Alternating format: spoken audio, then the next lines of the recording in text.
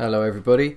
Now we're coming to the final lecture in this section of the course, so the last lecture on task achievement, task response, and it's a fairly brief one. It's about generalizing and how to stop overgeneralizing.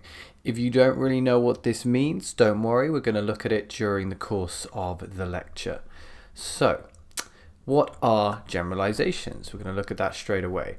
A generalization is a statement about all members of a particular group, which may be true in some or many situations, but not necessarily all situations. So we could have a look at an example here. One reason why teenagers and their parents have poor relationships with one another is that. So have a look at this sentence, see if you can see what might be a little bit strange about it. Well, it's this part here. Teenagers and their parents have poor relationships. Is this true for all parents and teenagers? No, surely not. And even if it were, it would be impossible to verify. So we have to avoid writing language like this in our Task 2 essay. Generalizations can also be made about situations as well as people. So here's another example. When employees feel a strong sense of job satisfaction, company profits rise.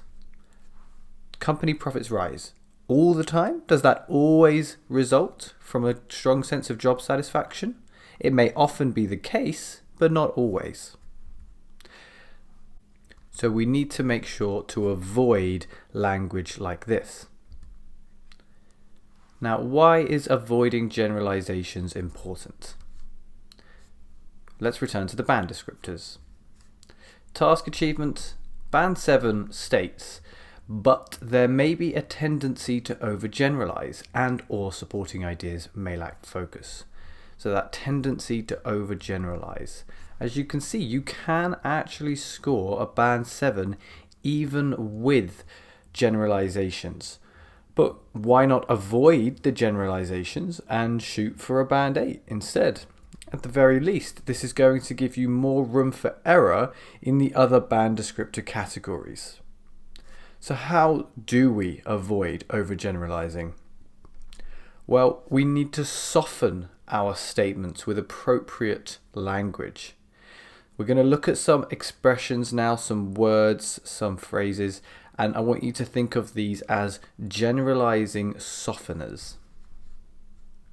So, modal verbs to start with.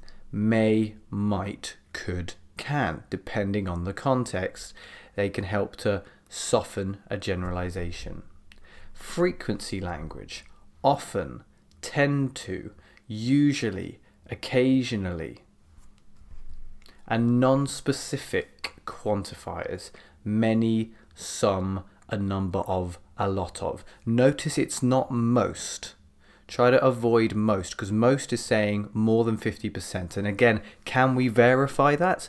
Probably not. Most of the time not. So try to use these quantifiers instead. These can all be used to soften the broadness of our statements. So we're going to look at an example. And I want you to try and soften this example using these words above.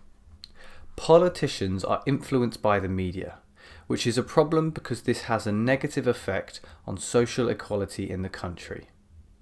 So, how could we soften this statement? Many politicians are influenced by the media, which is often a problem because this can have a negative effect on social equality in the country. So by using a few of these expressions, we have avoided making grand sweeping statements about something which we cannot verify. Try to experiment with using some of these in your next essay.